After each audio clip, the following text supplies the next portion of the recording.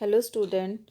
आज हम class 9th की वर्कशीट करने जा रहे हैं। वर्कशीट नंबर 73 साइंस की इंग्लिश मीडियम की। ठीक है। Why do we fall ill, types of diseases. जिज्ञासा दीदी, one of my friend took 3 month leave from school to recover from TB. TB means tuberculosis, but most of us recover from illness in a few days. Gyan कहता है, जिज्ञासा दीदी, मेरा friend है, वो 3 महीने से स्कूल में नहीं आया है क्योंकि वो टीबी की बीमारी से रिकवर हो रहा है। बट हम जो बहुत जल्दी रिकवर हो जाते हैं और मेरा फ्रेंड अभी तक रिकवर नहीं हुआ 3 month तक। तो जिज्ञासा दीदी कहती हैं, diseases like tuberculosis, diabetes, typhoid and cancer damage our health badly as they can not be treated in a few days. कुछ ऐसी डिजीज़ होती हैं जो कि डैमेज करती हैं हमारी हेल्थ को बहुत बुरे से, जिसकी वजह से हमें ठीक होने में, ट्रीट करने में उस बीमारी को फ्यू डेज लग जाते हैं, कुछ दिन लग जाते हैं। ठीक है। Such disease last for longer duration of time. वो डिजीज़ जो होती हैं वो लॉन्गर ड्यूरेशन, काफ़ी लंबे समय तक रहती हैं। The disease which last for a longer duration of time are called chronic disease. ऐसी डिजीज़ को हम क्या कहते हैं? क्रोनिक डिजीज़, जो कि लंबे समय तक रहती हैं और हमारी हेल्थ में बैडली इफ़ेक्ट डालती हैं, like tuberculosis, diabetes, typhoid and cancer. But if we have common cold and cough, fever, headache and conjunctivitis. ठीक है। कुछ डिजीज़ होती हैं जैसे कि कफ है, कोल्ड है, खांसी, जुकाम, फीवर, बुखार, सर दर्द या मोतियाबिंद। ठीक है। ये सब बीमारी होती हैं जो कि कुछ जल्दी से ठीक हो जाती है, फ्यू डेज में ही। The disease that last for shorter duration of time, such disease are called acute disease. जो शॉर्ट टर्म के लिए होती हैं उन्हें हम एक्यूट डिजीज़ कहते हैं, और जो disease longer duration of time के लिए होती हैं उन्हें हम क्रोनिक डिजीज़ कहते हैं। ठीक है। Acute disease, they do not cause any permanent damage to our body. Acute disease हमारी बॉडी को परमानेंट डैमेज नहीं करती, कोई इफेक्ट नहीं डालती। On the basis of transmission, disease can be categorized into two types: communicable and non-communicable disease.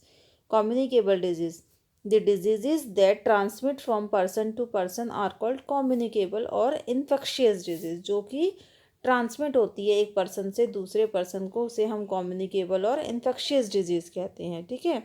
They are caused by some microbes. वो कैसे फैलती हैं? कुछ माइक्रोब्स के द्वारा, जिन्हें हम क्या कहते हैं? Pathogens. These disease are spread by, ये डिजीज़ कैसे फैलती हैं? एयर से, वाटर से, and some infected person to healthy person. जो इन्फेक्टेड पर्सन है उससे हेल्दी पर्सन में। Based on their causative agent, these disease can be categorize by, जैसे बैक्टीरियल डिजीज़ होती है, ये बैक्टीरिया के द्वारा फैलती हैं। जैसे टाइफॉइड फैलाते हैं कॉलेरा, ट्यूबरकुलोसिस और एंथ्रेक्स। ये डिजीजेस फैलाते हैं कौन? Bacterial, bacterias. ठीक है। स्टेप्टोकोकस बैक्टीरिया होता है जो ये सारी डिजीज़ कॉज करता है। ठीक है। इसके बाद है वायरल डिजीज़। वायरल डिजीज़ में आजकल हमने देखा है कोविड के बारे में, जो वायरस से फैलता है। ठीक है। वायरल डिजीज़ में cold, influenza, COVID, dengue, AIDS. ठीक है। Like SARS virus cause acute respiratory syndrome. SARS virus जो है वो रेस्पिरेटरी सिंड्रोम, सांस लेने में प्रॉब्लम क्रिएट करता है। नेक्स्ट है फंगल डिजीज़। मैनी फंगाई, कुछ फंगाइज होती हैं जो स्किन के डिजीज़ और स्किन के इन्फेक्शन कोज करते हैं। ठीक है। प्रोटोजोअल डिजीज़, प्रोटोजोअल डिजीज़ में क्या होते हैं? मलेरिया, कालाजार, ये सब डिजीज़ फैलती हैं किसके द्वारा? प्लाज्मोडियम विविक्स के द्वारा। ठीक है। वो मलेरिया फैलाता है, और एंड लेशमानिया क्या करता है? वो काला अज़र फैलाता है। ठीक है। प्लाज्मोडियम वाइवेक्स प्रोटोजोआ मलेरिया फैलाता है, और लेशमानिया काला अज़र फैलाता है, जो कि एक फीवर है।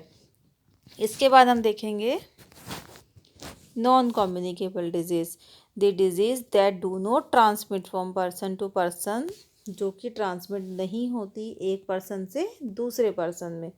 जैसे कि high blood pressure, high BP होता है, जैसे किसी को डायबिटीज़ होता है, कैंसर होता है या कैटरेक्ट होता है। ये सब बीमारियां क्या होती है, एक पर्सन से दूसरे पर्सन में नहीं फैलती। ठीक है। Are called non communicable, they are also called non infectious disease. इनको हम नॉन इन्फेक्शियस डिजीज़ भी कहते हैं। Non communicable disease are caused by unhealthy lifestyle. वो कैसे फैलती हैं नॉन कम्युनिकेबल डिजीज़? अगर हमारा लाइफस्टाइल अच्छा नहीं है, improper functioning of some internal organ, हमारी बॉडी के कुछ ऑर्गन हैं जो, या कुछ ग्लैंड्स हैं जो कि प्रॉपर फंक्शन नहीं कर पा रहे हैं, या न्यूट्रिएंट्स की डेफिशिएंसी है, हम खाना अच्छे से नहीं खा रहे हैं जिसकी वजह से हमें प्रोटीन, कार्बोहाइड्रेट, मिनरल्स ये सब नहीं मिल पा रहे। और कुछ एज, जैसे जैसे एज बढ़ती है उससे भी कुछ प्रॉब्लम्स हो जाती हैं। ठीक है। ये सारे फैक्टर्स हैं नॉन कम्युनिकेबल डिजीज़ के। इसके बाद है whenever we have any disease our body start responding to it in the form of sign and symptoms of disease. ठीक है। कुछ डिजीज़ अगर हमारी बॉडी में होती है तो हमारे साइन और सिम्टम्स भी दिखने लगते हैं उस डिज़ीज़ के, कि क्या क्या सिम्टम्स हैं। जैसे हेडेक, लूज मोशन, कफ, फीवर, ये सब सिम्टम्स होते हैं किसके, कोविड के। एंड स्वेलिंग इन नेक, नेक में अगर स्वेलिंग हो जाती है तो ये किसके किसके सिम्टम्स होते हैं, गोइटर डिजीज़ के। ठीक है। The tissue of the organ which is affected start malfunctioning and give sign and symptoms of the disease. ठीक है।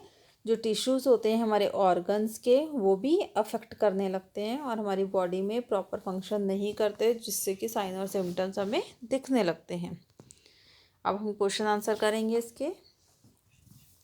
फर्स्ट क्वेश्चन है what are acute and chronic disease, given example. तो हमने acute और chronic disease के बारे में पढ़ा था, इसके हमने कुछ एग्जाम्पल्स भी पढ़े थे। ठीक है। ये हमारे क्रॉनिक के एग्जाम्पल है, ये हमारे एक्यूट के एग्जाम्पल है। तो ये हमारा फर्स्ट का आंसर हो जाएगा। अब हम सेकंड देखते हैं। What are communicable disease and how do they spread, name some communicable disease and their microbes. तो कम्युनिकेबल डिजीज़ के बारे में हमने यहाँ पढ़ा था। ठीक है। इन्हें हम इन्फेक्शियस डिजीज़ भी कहते हैं। ये कुछ बैक्टीरिया, वायरस, फंगल, प्रोटोजोआ इन सबसे फैलती हैं। इनके दो दो एग्जाम्पल लिखने हैं। ठीक है। और इसके बारे में थोड़ा सा डिफाइन करना है। ये ट्रांसमिट होते हैं वन पर्सन से दूसरे पर्सन में, जिनको हम इन्फेक्शियस भी कहते हैं। ये सेकंड का आंसर हो जाएगा हमारा। इसके बाद थर्ड क्वेश्चन है what are non communicable disease, give an example. तो ये हमारा नॉन कम्युनिकेबल डिजीज़ के बारे में बताया है, ये ट्रांसमिट नहीं होते, ये कुछ एग्जाम्पल हैं, इन्हें नॉन इन्फेक्शियस भी कहते हैं। ठीक है। ये हमारा थर्ड का आंसर है। इसके बाद फोर्थ क्वेश्चन देख लेते हैं। इस कोविड-19 is an acute disease, explain. तो इसका आंसर हो जाएगा यस, कोविड-19 is an acute disease, it can be cured within 14 to 21 days। ठीक है। ये हमारा 14 का फोर्थ क्वेश्चन का आंसर हो जाएगा। ठीक है। तो इसके बाद हम देखते हैं, आज की वर्कशीट तो हमारी कंप्लीट हो गई है। ठीक है।